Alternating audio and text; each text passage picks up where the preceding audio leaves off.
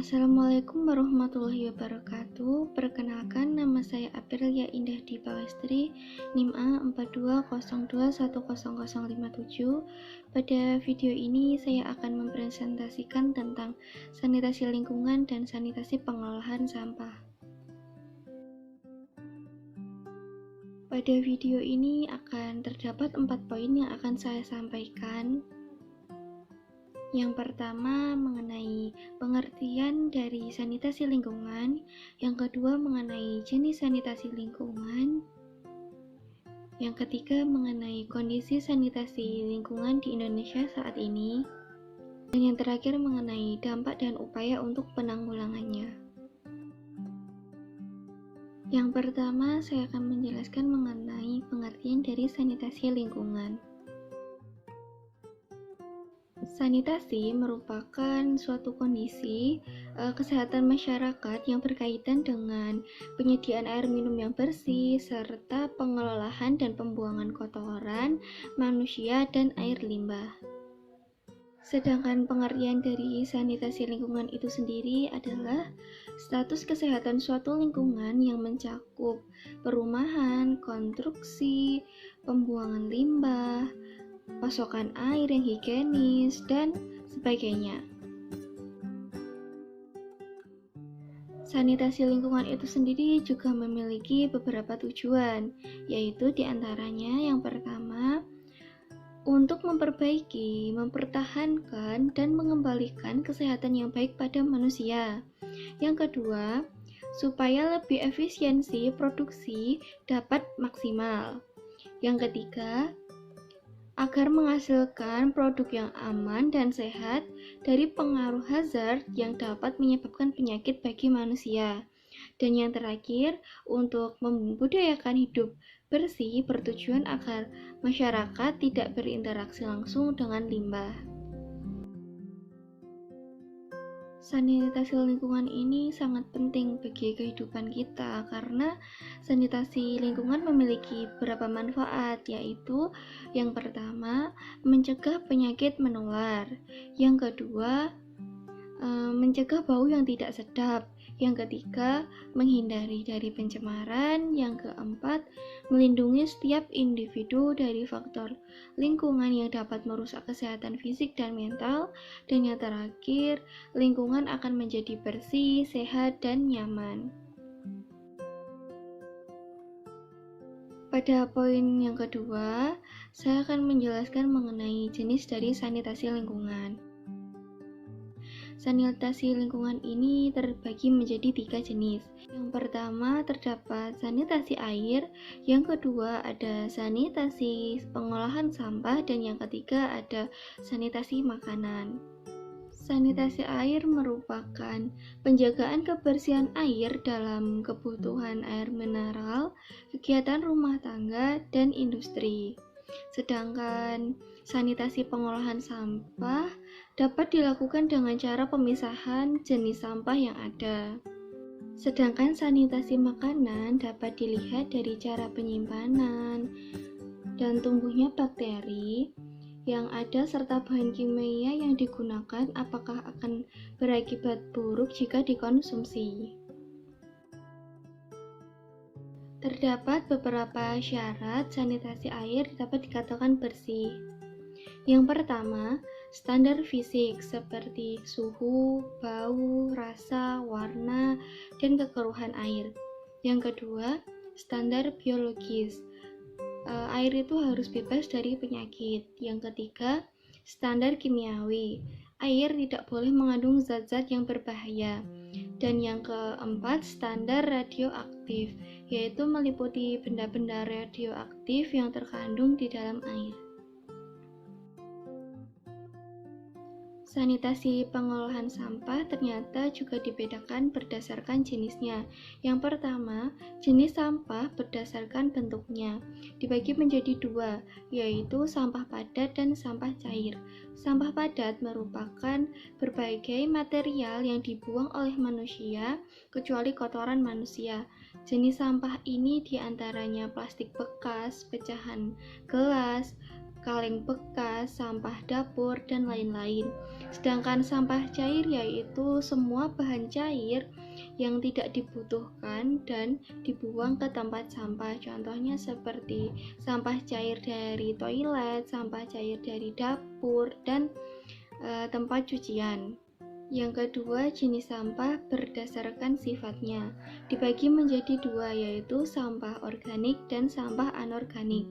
Sampah organik merupakan suatu sampah yang dapat membusuk dan terurai sehingga bisa diolah menjadi kompos. Contohnya seperti sisa makanan, daun kering, sayuran, dan lain-lain. Yang kedua, sampah anorganik. Sampah anorganik adalah salah satu sampah yang sulit membusuk dan tidak dapat terurai lagi. Namun, sampah anorganik dapat didaur ulang menjadi sesuatu yang baru dan bermanfaat. Contohnya seperti botol, plastik, kertas bekas, karton, kaleng bekas, dan lain-lain.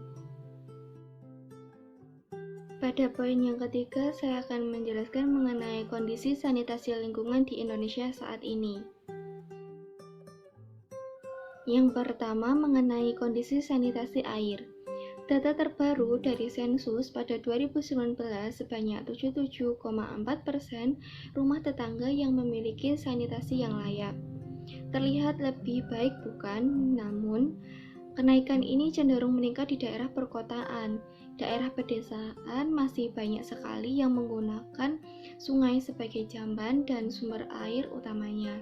Dari 35 provinsi di Indonesia, 3 provinsi yang memiliki sanitasi terburuk yaitu Provinsi Papua, Provinsi Bengkulu, dan Provinsi NTT. Menurut WHO, hampir 25 juta orang di Indonesia tidak menggunakan toilet. Mereka melakukan buang air besar di hutan, semak, ladang parit, jalan, sungai, atau tempat terbuka lainnya. Kondisi ini terjadi sebagian besar karena masalah ekonomi, sehingga mereka tidak dapat membangun toilet yang layak. Namun, masih banyak masyarakat yang melakukan buang air sembarangan karena masih belum terbiasa membuang air besar di toilet. Yang kedua, mengenai kondisi sanitasi pengolahan sampah di Indonesia saat ini. Sampai hari ini, sampah masih menjadi masalah besar di Indonesia. Permasalahan sampah di Indonesia ini meliputi belum adanya pemilahan sampah yang tepat, tempat pembuangan akhir atau TPA yang sudah overkapasitas, dan belum ada pengolahan sampah yang baik. Sampah di Indonesia selama ini sering kali lari pada dua tempat untuk dikelola. Kalau tidak dibakar, ya dibuang ke TPA. Praktik membakar sampah masih sering kita jumpai di desa-desa. Mereka yang masih memiliki lahan yang luas, yang memiliki volume sampah yang tidak terlalu banyak, biasanya membakar sampah-sampah mereka sendiri. Sementara di kota, dengan sampah yang bermacam-macam jenisnya dan tidak adanya lahan, membuat mereka membuang sampah pada TPA. Berdasarkan hasil wawancara yang telah saya lakukan kepada 3 responden, terdapat satu kesimpulan dari ketiga responden tersebut, yaitu mereka memiliki sanitasi air dan sanitasi pengolahan sampah yang baik dan jauh dari pencemaran. Sanitasi air sudah memenuhi standar sanitasi yang baik, namun masih terdapat beberapa sanitasi pengolahan sampah yang masih harus diperhatikan. Pada poin yang terakhir, saya akan menjelaskan mengenai dampak dan upaya untuk penanggulangan sanitasi lingkungan yang buruk. Yang pertama, mengenai dampak sanitasi air yang buruk. BAPS atau buang air sembarangan memiliki resiko yang sangat besar terhadap kesehatan masyarakat. Biasanya yang melakukan BAPS paling sering ditemui di pinggir sungai karena dekat dengan air. Namun permasalahannya adalah sungai di Indonesia masih menjadi sumber air utama di daerah sekitar sungai tersebut. BAPS dapat mencemari air sungai yang bersih dan membuat air dapat menyebarkan berbagai penyakit jika dikonsumsi dan digunakan untuk mandi. Penyakit yang dapat menyebar dari perilaku babs di sungai ini yaitu diare contohnya. Menurut WHO, seperempat dari semua anak di bawah usia 5 tahun di Indonesia menderita diare, yang menjadi penyebab utama kematian anak di Indonesia. Penyebab utamanya jelas, karena buruknya akses terhadap air bersih serta sanitasi. Sanitasi air yang buruk dapat menyebabkan air di sekitarnya menjadi terkontaminasi oleh adanya berbagai macam virus, bakteri, maupun jenis parasit lainnya. Contohnya, air yang tercemar oleh tinja dan limbah. Lalu berikut terdapat beberapa upaya yang dapat kita lakukan untuk mengatasi sanitasi yang buruk.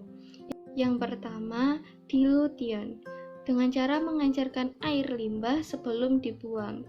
Yang kedua, dengan irigasi luas, yaitu dengan cara air limbah disalurkan ke dalam selokan terbuka yang digali pada sebidang tanah sehingga air akan merembes ke dalam tanah. Yang ketiga, dengan cara sapi tank, dengan menggunakan sapi tank. Sapi tank merupakan tempat penampungan sementara yang berupa sumur kotoran. Dan yang terakhir, dengan menggunakan sistem riol, yaitu dengan cara pembuangan limbah yang dilakukan di kota-kota besar disesuaikan dengan rencana tata kota.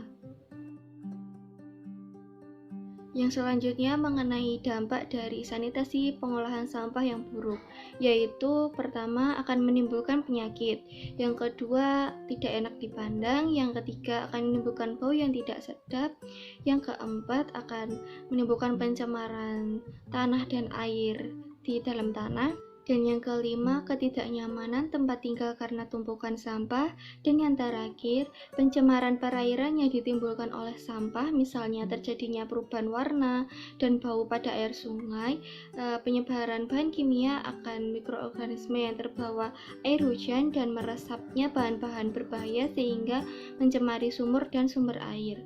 Bahan-bahan pencemar yang masuk ke dalam air tanah dapat muncul ke permukaan tanah melalui air sumur, penduduk, dan mata air. Kondisi lingkungan yang tidak bersih akibat penanganan sampah yang tidak baik, hal ini pada akhirnya akan berdampak pada kehidupan sosial masyarakat secara keseluruhan. Berikut cara pengolahan sampah dengan baik diantaranya. Yang pertama dengan cara reuse.